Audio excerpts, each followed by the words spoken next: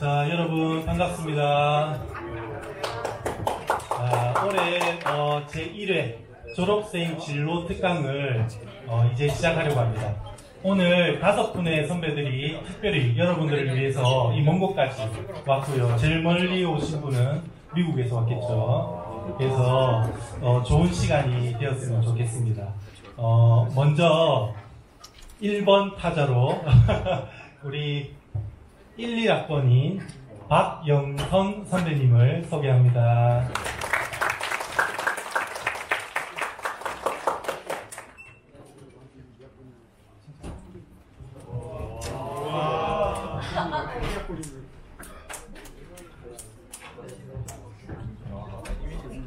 안녕하세요. 1, 1학번 박영선입니다. 반갑습니다. 일단 여러분과 거의 6년에서 8년 정도 차이가 나는 선배일 텐데 조금 옛날 얘기라고 생각하지 말고 똑같은 고민을 했던 선배의 이야기라고 생각하고 들어주셨으면 좋겠습니다. 우선 저는 소개를 간단히 하자면 2011년부터 2013년까지 여기 한국과학영재학교를 다녔고 2014년부터 2018년도까지 서울대학교 화학부를 다녔고 그리고 지금은 이거는 그냥 저 이제 약간 자랑하자면 네, 학부 다닐 때는 대통령 과학장학생 화학 분야고 지금은 이제 해외 유학을 나가게 되어서 해외 유학 장학생에 선정되었습니다.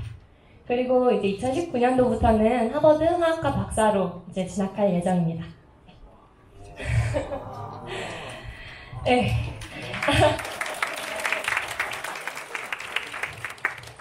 어떻게 보면 저는 고등학교 때 그리고 대학교 그리고 대학원까지 진로를 바꾸지 않고 화학으로 쭉 계속해서 이어나갔는데요. 사실 저는 화학에 대한 관심 자체가 한과형에서 출발했어요. 그래서 저에게 가장 큰 영향을 미치신 분은 사실은 1학년 때 오진호 선생님이었습니다. 뒤에 지금 앉아 계시는데 제가 1학년 때 여러분도 입학할 때 PT 시험 보고 들어왔죠? 그쵸?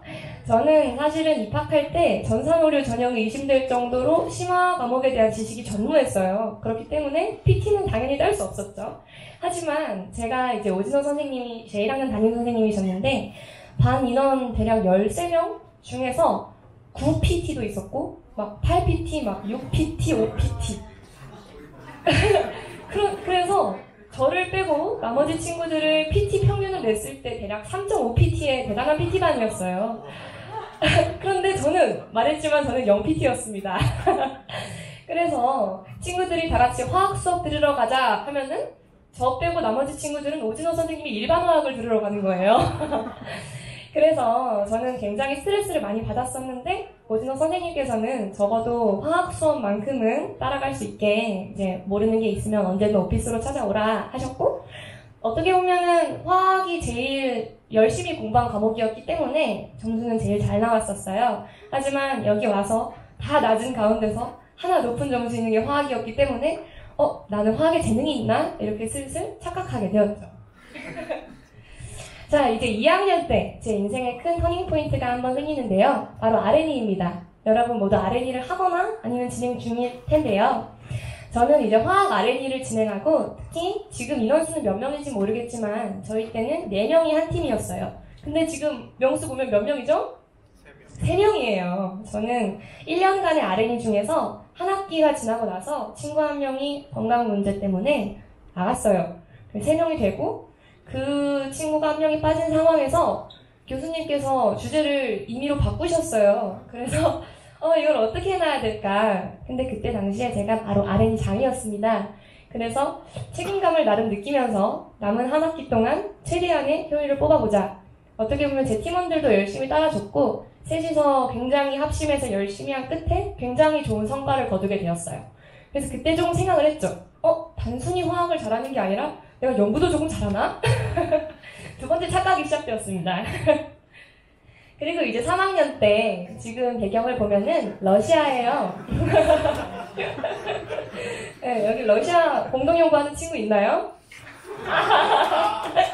제 후배인가 봐요. 네, 저희 때 이제 공동연구 프로젝트 저희 위키스부터 거의 시작하고 있었는데 저는 화학에 막 관심을 들이기 시작했었고 연구하는 모습이 다들 너무 멋있는 거예요. 그래서 3학년 때도 조금 심도 있는 연구를 하고 싶고 또 러시아를 보내준다는 말에 혹해서 공동 연구를 시작하게 되었습니다. 그런데 여기서 되게 좋았던 점은 제가 어딜 가서 이런 러시아 친구들을 만나겠어요. 만나봤자 Hi, I'm from Korea 하고 할 말이 끝날 텐데 공통의 관심사가 화학이다 보니까 저 친구들과 굉장히 많이 친해졌어요. 그래서 공동 연구가 끝나고 나서도 계속해서 연락을 했고 물론 지금은 이제 떼배지 친구도 많지만 어쨌든 간에 과학을 주제로 서로 친해질 수 있는 게 너무 좋은 거예요. 그래서 나는 화학으로 계속 나가되 나중에는 해외로 나가면 정말 좋겠다. 어떻게 보면 3학년 때의 경험이 최종적으로 유학의 진로의 뜻을 두게 되었던 것 같습니다. 자, 그래서 제가 이런 1, 2, 3학년을 보내고 저는 최종적으로 화학으로 진로를 결정을 했습니다. 근데 입시를 준비할 때 다들 하는 고민이겠지만 화학과랑 화공과 중에 고민을 해야 돼요. 고민을 해야겠죠. 뭔가 공 빼고 되게 비슷한 것 같은데 둘의 차이가 뭘까? 사실은 저는 입시를 할 때는 그 차이를 잘 모르는 상태로 준비를 했어요. 저는 그때 왜 화학과를 선택했냐? 화공과를 지원할 때는 수학시험을 봐야 된다는 거예요. 저는 수학을 싫어했거든요. 그래서 화학과를 지원했어요. 하지만 진학을 하고 나니까 화학과랑 화공과랑 굉장히 큰 차이를 보인다는 걸 깨달았어요. 그래서 여러분만큼은 이런 수학 싫어서 화학과로 도피하는 걸 막기 위해서 좀 차이를 알려드리도록 하겠습니다. 우선 화학과랑 화공과는 베이스가 화학이기 때문에 유기, 분석, 물리생 이런 4가지 기본적인 화학을 모두 배워요. 이게 모두 전필인데 그렇기 때문에 한가영 같은 경우는 3학년 때 유기화학 수업과 분석화학 수업이 열리죠. 그거 듣고 가면 굉장히 많이 도움됩니다. 자, 근데 화공과 같은 경우에는 이후 전필 과목이 반응공학, 연력학, 유체역학, 공정 이런 식으로 조금은 화공학, 좀 팩토리나 공정에 관한 과목들을 위주로 배우게 됩니다. 하지만 화학과 같은 경우는 일단 유기화학 과목만 3개로 배우고요. 분석화학 3개, 분석화학 2개, 물리화학 3개, 생화학 3개 이런 식으로 조금은 기본적인 지식을 더 심도 있게 배우고 그 외에도 무기화학, 양자화학, 고분자, 계산, 나노 그리고 화학과 같은 경우에는 실험이 굉장히 중요하기 때문에 굉장히 로드가 많은 3개의 전공 실험을 거치게 됩니다. 이런 식으로 강의를 통해서 비교해 봤을 때 둘의 차이가 좀 명확하게 느껴지지 않나요? 자, 그래서 둘의 차이를 강의 말고 약간 강좌의 어떤 과의 특성을 통해서 비교를 해보자면 화학과 같은 경우는 이게 뭘까? 이게 어떻게 만들까? 약간 호기심과 아이디어 그리고 새로운 것을 추구하는 성향의 과라고 한다면 화학공학과는 이거 너무 팬시한데? 그럼 공장을 지어보자. 조금은 효율성, 그리고 정밀함, 그리고 조금은 큰 단위의 반응을 다루기 때문에 수학이 필수적으로 들어가게 됩니다. 그래서 이걸 보고 본인의 성향이 화공과에 맞는지 화학과에 맞는지 조금 생각해보는 시간이 되었으면 좋겠습니다. 자, 그래서 이런 식으로 고민을 그때는 물론 수학이 싫어서 화학과에 왔지만 화학과에 입학하게 되었습니다. 그때 입학 초에 제가 생각을 했던 건 대학교가 고등학교의 연장선이 된다면 너무 재미가 없지 않을까. 그래서 저는 최대한 자발적으로 연구 활동을 굉장히 많이 했어요. 그래서 제가 밑에서부터 출발인데 제가 2학년 때는 뉴욕 로체스터에 있는 로체스터 대학교에서 생화학 인턴을 해봤고 그리고 2학년 2학기부터 4학년 때까지 쭉 학교에서 이제 인턴 생활을 했고 그리고 3학년 2학기에는 영국에 가서 런던 대학교에서 인턴을 경험하기도 했습니다. 이런 식으로 고등학교 때는 어떻게 보면 창의 설계, 그리고 R&D, 그리고 졸업 연구 정해진 커리큘럼을 따라서 연구를 하는 거였다면 대학교 때는 아무도 나한테 연구하라 강요하지 않아요. 대신에 내가 맘대로 연구를 한다면 충분히 많이 할 수 있어요. 그래서 저는 다른 친구들보다 많은 연구 경험을 했고 그렇기 때문에 내가 단순히 고등학교 때 착각한 게 아니라 화학을 조금은 좋아하긴 했구나 판단을 내리는 경험이 되었어요. 그리고 어떻게 보면은 대학교 때 이렇게 연구활동을 많이 했기 때문에 대학원을 거치지 않고 바로 학부 마치고 박사로 유학을 가게 되었습니다. 그래서 제 친구들은 꼭 이렇게 말을 해요. 고등학교 때부터 대학원 때까지 한 분야만 파더니 너는 정말 화학을 좋아하구나. 사실은 모두가 그렇죠. 인생은 멀리서 보면 희극이고 가까이서 보면 비극이라고. 사실 제가 이렇게만 보면은 고등학교 때 화학하고 대학교 때도 화학하고 대학원도 화학이네. 아, 나는 어떻게 보면 고민 없이 인생을 결정했겠다. 사실은 그 선택을 한 번 한 번 할 때마다 굉장히 많은 고민들을 해왔습니다. 고민의 결과물을 봤을 때 어떻게 보면 한 진로를 고집한 것처럼 보였고요. 그래서 제가 했던 고민들을 조금 나눠보고 싶어요. 전 일단 첫 번째, 너무 화학만 했기 때문에 나도 모르는 내 적성이 있지 않을까. 그리고 이 고민은 이 영재학교에 진학한 여러분도 했을 것 같아요. 어떻게 보면 중학교 때 조금 과학이 좋아서 과학 전문학교에 온 거고 내가 사실 문과적 성향이 있지 않았을까? 이런 고민을 할 수도 있을 것 같아요. 그리고 두 번째로는 제가 분명 화학적으로 이렇게 많이 활동을 해왔는데도 저는 아직도 고민이 돼요. 내가 과연 화학에 특출난 재능이 있을까? 내가 진짜로 화학을 좋아하는 게 맞나? 지금까지 해온 게 아까워서 어쩔 수 없이 끌고 나가는 건가? 이런 생각을 많이 합니다. 그리고 세 번째로 내가 저 친구들보다 잘할 수 있을까? 이거는 고등학교 때부터 지금까지 끊임없이 하는 생각입니다. 예를 들어서 저보다 훨씬 성적도 잘 받았고 대학교 가서도 너무 잘해. 근데 그 친구가 예를 들어 나 이제 화학이 안 맞는 것 같아. 때려쳐. 갑자기 의대로 진행을 해버렸어요. 그러면은 나는 저 친구가 훨씬 잘한다고 생각했는데 쟤는 공부하다가 뭘 느꼈길래 진로를 틀었지? 이런 생각 당연히 하게 됩니다. 그래서 이런 나보다 잘하는 친구들을 보면서 굉장히 열등감도 많이 느꼈어요. 내가 이 길을 가도 될지에 대한 회의감도 많이 느꼈고요. 그리고 네 번째로 다른 진로가 더 비전이 있어 보이는데 빅데이터, 딥러닝, 머신러닝 이런 거 있잖아요. 나는 아직도 실험실에서 이렇게 실험하고 있는데 갑자기 걔네들이 실험 대신해주는 기계 만들면 나는 직업을 잃나? 이런 다른 진로가 비전이 있어 보이긴 합니다. 하지만 이런 고민의 결과, 제가 이제 고민의 끝에 내린 결론은 일단 우리는 충분히 어려요. 저는 25이지만 아직 어리다고 생각을 해요. 그렇기 때문에 나도 모르는 적성이 있지 않을까? 궁금하면 해봐도 됩니다. 해봐도 되고 아직 한광형 같은 경우에는 과학 말고 다른 분야를 공부하기 힘들어요. 하지만 대학교에 올라가면 여러분은 충분히 다른 거를 누릴 수가 있어요. 그래서 한국과학영재학교에서 예를 들어 수학이 재밌었다. 대학교 가서 수학만 공부해야지 할 생각하지 마시고 다른 적성이 있는지 궁금하다면 충분히 다른 경험을 해봐도 됩니다. 그리고 두 번째로 내가 화학에 과연 재능이 있을까? 내가 화학을 좋아하는 게 맞나? 좋다, 잘한다의 기준치를 너무 높게 잡으면 제가 너무 힘들어지는 것 같아요. 좋다의 기준을 저는 옛날에는 내가 진짜 쉬는 시간에도 화학만 공부하고 싶고 막 놀 때도 화학 생각만 하고 이래야 진짜 좋은 거 아닌가? 이런 생각 굉장히 많이 했거든요. 하지만 지금 와서 생각되는 건 실험실에 가는 게 죽을 만큼 싫지만 않으면 그건 괜찮은 거예요. 싫지 않다가 괜찮다 정도로 기준을 낮춰주면은 충분히 행복하게 살 수 있는 것 같아요.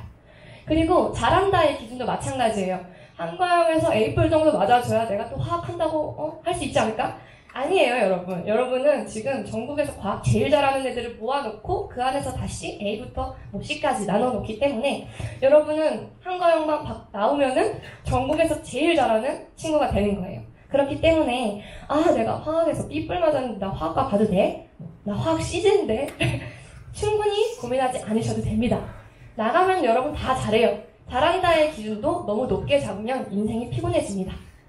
그리고 내가 저 친구들보다 잘할 수 있을까? 인생은 길고 세상은 넓습니다. 여러분 눈앞에 있는 친구들만 라이벌로 생각하지 않아도 돼요. 그리고 그 친구는 진로를 바꿨지만 내가 만약에 지금은 그 친구보다 실력이 낮지만 1년, 2년, 그리고 박사 과정 5년 그렇게 되면은 나중에는 그 친구보다 전문가가 되는 겁니다. 그래서 좀 멀리 봤으면 좋겠어요. 네 번째로 다른 진로가 더 비전이 있어 보이는데 당연히 이런 생각하죠. 하지만 이상과 현실은 다를 수 있다는 거를 꼭 염두에 두셨으면 좋겠습니다. 개발자인 친구들 저는 이제 주변에서 많이 봤어요. 야 나도 이제 지금이라도 프로그래밍 수업 들어야 되는 거 아니야? 이런 식으로 물어봐도 개발자도 충분히 자기들만의 고충이 있고 그리고 예를 들어 아까 앞에서 말했듯이 화학과다가 의대로 튼 친구가 있어요. 얘 좋겠다. 너는 10년만 공부하면 의사 되는 거잖아. 안정적이고 얼마나 좋아. 그 친구도 굉장히 힘들어하고 있어요. 자기 진로가 되면 그 순간 고민이 느껴져요. 그렇기 때문에 남의 진로를 너무 좋게 보고 이상적으로 볼 필요는 없는 것 같아요. 하지만 그럼에도 불구하고 저 진로가 너무 탐나는데 다시 1번으로 돌아옵니다. 나도 모르는 적성이 있지 않을까? 해보면 돼요. 여러분은 충분히 젊거든요.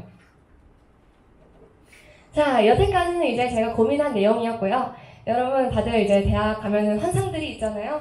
아, 여러분, 대학 가면 충분히 잘 놀 수 있습니다. 저는 대학교 와서 제일 많이 한 게 여행이에요. 그래서 대학교 2학년 때는 서유럽을 탐방해봤고, 3학년 때는 미국 여행, 그리고 4학년 때는 영국 가 있으면서 영국 인턴, 그리고 졸업하고 나서는 사실 유학 준비를 해야 되는데 유학 준비가 너무 싫어서 중간에 남미로 도피하기도 했습니다. 이런 식으로 저는 여행을 굉장히 많이 다녔어요. 그리고 이제 여러분, 대학 생활의 꽃은 뭐니 해도 동아리겠죠.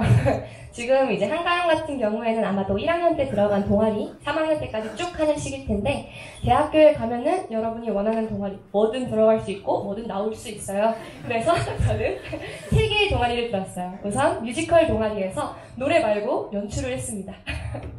그리고 저는 밴드부에서 보컬과 드럼을 맡기도 했고요. 유기동물 보호 동아리에서 봉사도 하기도 했습니다. 이런 식으로 단순히 한 동아리에만 매진하는 삶이 아니라 내가 원하는 걸 다 해볼 수 있는 그런 기회의 장이 열린 게 바로 대학생활이기 때문에 여러분 열심히 공부하고 대학교 와서 노세요. 그리고 이제 마지막으로 한마디만 더 덧붙이자면 제가 졸업하고 나서 느끼는 거지만 한국과학영재학교에 오신 여러분은 진짜로 많이 축복받았습니다. 이런 경험을 고등학생이 할 수 있는 고등학교는 정말 없어요. 정말로. 같은 영재학교더라도요. 그래서 지금 여러분이 당연히 대학 좋은 데 가고 싶고 원하는 과 가고 싶고 마음은 이해하지만 그런 입시에 몰두하면서 이 한가영의 좋은 기회들을 놓치지 않았으면 좋겠어요. 대학생인 저는 이제 한가영에서도 굉장히 많은 활동들을 해왔다고 생각하지만 졸업하고 나니까 참여하지 못한 것들이 너무 생각이 나요. 너무 아쉬워요. 이때 더 해볼 걸, 더 누려볼 걸. 여러분은 지금 굉장히 소중한 기회들에 노출되어 있는 상태이기 때문에 재학생인 지금 좀 더 열심히 행복하게 사셨으면 좋겠습니다. 이것으로 발표를 마치도록 하겠습니다. 감사합니다.